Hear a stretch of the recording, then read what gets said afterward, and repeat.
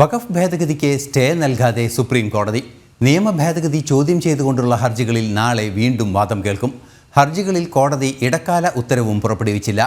വഖഫ് ഭേദഗതി നിയമവുമായി ബന്ധപ്പെട്ട് നടക്കുന്ന അക്രമങ്ങളിലും സുപ്രീം കോടതി ആശങ്ക രേഖപ്പെടുത്തി. ചീഫ് ജസ്റ്റിസ് അധ്യക്ഷനായ 3 അംഗ ബെഞ്ചാണ് ഹർജികൾ പരിഗണിച്ചത്.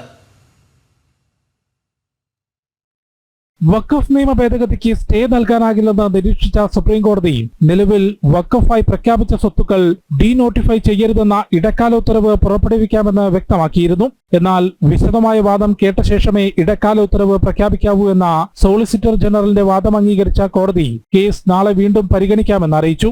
വഖഫ് ഭേദഗതി നിയമവുമായി ബന്ധപ്പെട്ട് നടക്കുന്ന അക്രമങ്ങളിലും സുപ്രീം കോടതി ആശങ്ക രേഖപ്പെടുത്തി. വിഷയം കോടതിയുടെ പരിഗണനയിലാണെന്നും ഉചിതമായ തീരുമാനമെടുക്കുമെന്നും അക്രമങ്ങൾ അസ്വസ്ഥത ഉണ്ടാക്കുന്നതാണെന്നും ചീഫ് ജസ്റ്റിസ് സഞ്ജീവ് ഖന്ന പറഞ്ഞു.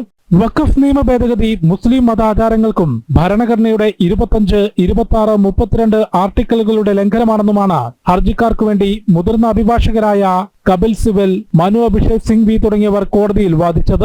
എന്നാൽ ആർട്ടിക്കിൾ 26നെ മതാചാരവുമായി ബന്ധപ്പെടുത്തരുതെന്നും മുസ്ലിമുകൾക്കെതിരെയും നിയമനിർമ്മാണം നടത്തിക്കൂടെയെന്നും കോടതി ചോദിച്ചു. നിയമ ഭേദഗതി വഖഫ് ബോർഡിനെതിരല്ലെന്നും ബോർഡിന്റെ പ്രവർത്തനങ്ങൾ കൂടുതൽ സുതാര്യമാക്കുന്നതാണെന്നും കേന്ദ്ര സർക്കാർ കോടതിയെ അറിയിച്ചു. നാളെ വിശദമായ വാദത്തിന് ശേഷം കോടതി ഇടക്കാല ഉത്തരവ് പുറപ്പെടുവിച്ചേക്കും. ജനം, ഡൽഹി. ഈ വാർത്തയുടെ കൂടുതൽ വിശദാംശങ്ങളുമായി ജിഷ്ണു കൃഷ്ണൻ തന്നെ നമ്മോടൊപ്പം ചേരുന്നുണ്ട്. ജിഷ്ണു, ഇപ്പോൾ നിലവിൽ നമുക്ക് ലഭ്യമാകുന്ന വിവരങ്ങൾ അനുസരിച്ച് ഈ സ്റ്റേ നൽകാൻ തയ്യാറല്ല, അതായത് നിയമം നടപ്പാക്കുന്നത് സംബന്ധിച്ച് ഒരു സ്റ്റേ നൽകാൻ തയ്യാറല്ല എന്നൊരു നിലപാട് കൃത്യമായി കോടതി അറിയിക്കുന്നുണ്ട്.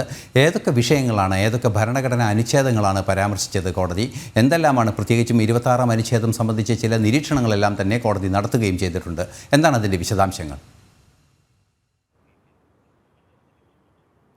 ഐസാൻ, ഇന്ന് 2 മണിക്ക് ശേഷം ചീഫ് ജസ്റ്റിസ് സഞ്ജീവ് ഖന്ന അധ്യക്ഷനായിട്ടുള്ള ബെഞ്ചിന് മുൻപാകെയാണ് വഖഫ് നിയമ ഭേദഗതി ചോദ്യം ചെയ്തുകൊണ്ടുള്ള ഹർജിയിന്മേൽ വാദം നടന്നിട്ടുള്ളത്. ഹർജിക്കാർക്ക് വേണ്ടി ഹാജരായിട്ടുള്ള മുതിർന്ന അഭിഭാഷകർ കപിൽ സിബലും മനു അഭിഷേക് സിംഗ്വി ഉൾപ്പെടെയുള്ളവർ ചൂണ്ടിക്കാട്ടിയത് വഖഫ് നിയമ ഭേദഗതി ഭരണഘടനയുടെ 25, 26, 32 എന്നീ ആർട്ടിക്കിളുകളുടെ ലംഘനമാണ്. കൂടാതെ വഖഫ് നിയമ ഭേദഗതി മുസ്ലിം മത ആചാരത്തിന് തന്നെ എതിരാണെന്നും മുസ്ലിം മതത്തിനെതിരാണ് തുടങ്ങിയിട്ടുള്ള വാദങ്ങളാണ് കോടതിക്ക് മുൻപിലേക്ക് ഹർജിക്കാർക്ക് വേണ്ടി അഭിഭാഷകർ പ്രധാനമായും എത്തിച്ചത്. എന്നാലും അത് പൂർണ്ണമായും അംഗീകരിക്കാൻ കോടതി തയ്യാറായിട്ടില്ല. ഒപ്പം ആർട്ടിക്കിൾ 26നെ മതാചാരവുമായി കൂട്ടിക്കെട്ടേണ്ടതില്ല എന്ന പരാമർശം കൂടി സുപ്രീം കോടതിയുടെ ഭാഗത്തു നിന്നുണ്ടായി. കൂടാതെ മുസ്ലിം വിഭാഗവുമായി ബന്ധപ്പെട്ടും നിയമനിർമ്മാണം രാജ്യത്ത് നടത്തിക്കൂടെ എന്ന ചോദ്യവും ചീഫ് ജസ്റ്റിസ് ഉന്നയിച്ചിട്ടുണ്ട്. അതിനിടയിലാണ് വാക്കാലുള്ള പരാമർശം, ഈ സ്റ്റേക്ക് വേണ്ടി വാദിക്കേണ്ട എന്നൊരു പരാമർശം ചീഫ് ജസ്റ്റിസിന്റെ ഭാഗത്തു നിന്നുണ്ടായത്. അതുകൊണ്ട് തന്നെ വഖഫ് നിയമ ഭേദഗതിക്ക് സ്റ്റേ നൽകുന്ന നടപടി സുപ്രീം കോടതിയുടെ ഭാഗത്തു നിന്നുണ്ടാകാൻ ഇടയില്ല എന്ന് തന്നെയാണ്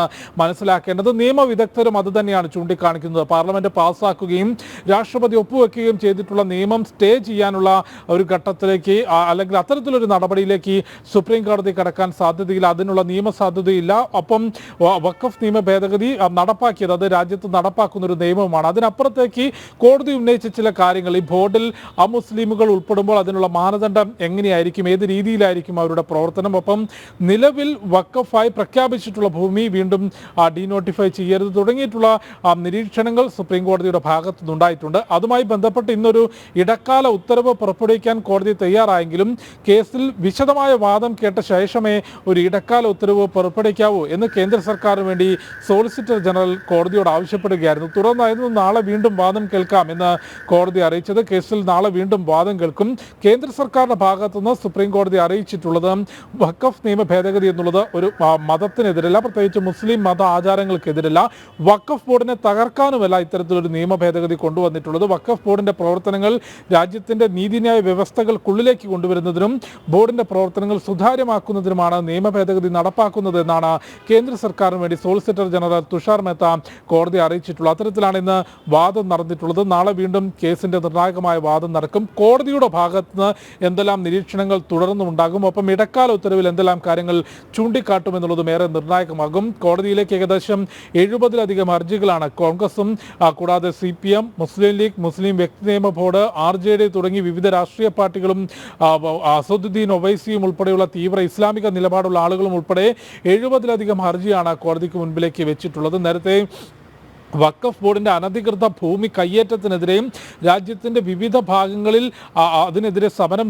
പ്രവർത്തിക്കുകയും പ്രതിഷേധിക്കുകയും അതിനെതിരെ ശബ്ദം ഉയർത്തുകയും ചെയ്യുന്ന ജനങ്ങൾ ഒന്നടങ്കം ആവശ്യപ്പെട്ടത് നമുക്കറിയാം. കേരളത്തിലെ മുനമ്പം പോലെ തന്നെയും രാജ്യത്തിന്റെ വിവിധ ഭാഗങ്ങളിൽ വഖഫ് ബോർഡിന്റെ അനധികൃത ഭൂമി കയ്യേറ്റത്തിനെതിരെയും പ്രതിഷേധിക്കുന്നവരും അതിന്റെ ദുരിതം അനുഭവിക്കുന്നവരുണ്ട്. അവരെല്ലാം ഒന്നടങ്കം ആവശ്യപ്പെട്ടത് ഈ നിയമ ഭേദഗതിയെ പാർലമെന്റിൽ എല്ലാ രാഷ്ട്രീയ പാർട്ടികളും അനുകൂലിക്കണം, സങ്കുചിതമായ രാഷ്ട്രീയം മാറ്റിവെച്ചുകൊണ്ട് നിയമ ഭേദഗതിയെ അനുകൂലിച്ച് വോട്ട് ചെയ്യണം എന്നുള്ളതായിരുന്നു. എന്നാൽ അത്തരത്തിലുള്ള ആഹ്വാനത്തോട് മുഖം തിരിഞ്ഞു നിൽക്കുകയും പാർലമെന്റിൽ വഖഫ് നിയമ ഭേദഗതിയെ എതിർത്ത് വോട്ട് ചെയ്തു എന്നുള്ളത് മാത്രമല്ല, ഇപ്പോൾ ആ നിയമ ഭേദഗതിയെ ചോദ്യം ചെയ്തുകൊണ്ടാണ് കോൺഗ്രസും CPM-ഉം RJD-യും തൃണമൂൽ കോൺഗ്രസും ഉൾപ്പെടെയുള്ളവർ സുപ്രീം കോടതിയിലേക്കും എത്തിയിട്ടുള്ളത്. കൂടാതെ ഈ വിഷയത്തിൽ നിലവിൽ ബംഗാളിൽ നടക്കുന്ന മുർഷിദാബാദിൽ ഉൾപ്പെടെ നടക്കുന്ന കലാപങ്ങളിലും സുപ്രീം കോടതി ആശങ്ക രേഖപ്പെടുത്തിയിട്ടുണ്ട്. ഈ വിഷയം നിലവിൽ കോടതിക്ക് മുൻപിൽ ഉണ്ടല്ലോ, ആ വിഷയത്തിൽ ഞങ്ങളൊരു ഉചിതമായ തീരുമാനമെടുക്കാം. പക്ഷേ ഈ നടക്കുന്ന കലാപം, ഈ വഖഫ് നിയമ ഭേദഗതിക്ക് പേരിൽ നടക്കുന്ന സംഘർഷം അത് ആശങ്കപ്പെടുത്തുന്നതാണ്, അസ്വസ്ഥത ഉണ്ടാക്കുന്നതാണ് എന്ന പരാമർശമാണ്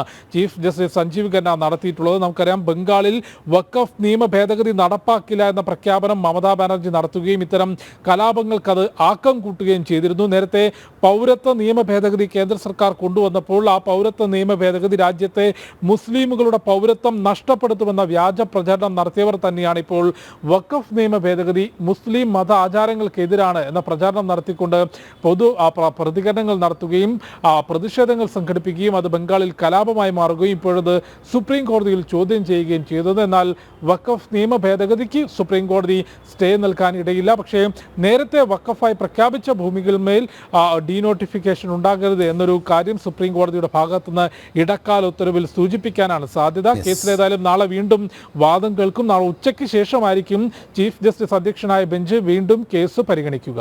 ഐസൻ. ശരി ജിഷ്ണു.